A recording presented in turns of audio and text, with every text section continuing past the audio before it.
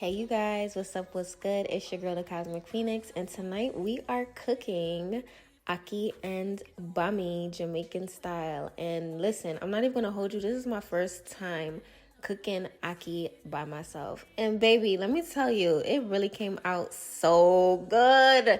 Listen to me, when I tell you that I had so much fun cooking this meal, like, oh my gosh, you already know. First things first, we're gonna chop up the onions, the peppers, and I'm just getting the pots ready. I'm using some avocado oil.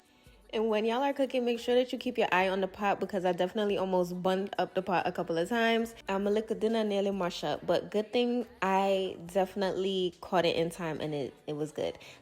So here is the Ackee. Some people might say it look like scrambled eggs, but listen, this shit is better than eggs, all right? This is the Bammy, and of course, I'm putting the herbs up in here. I put some thyme, some Moringa, and some Basil, and oh my gosh, just look at this, y'all. You can't tell me I ain't dog walk on this meal again. Like, these meals is busting back to back. Make sure you follow. Peace.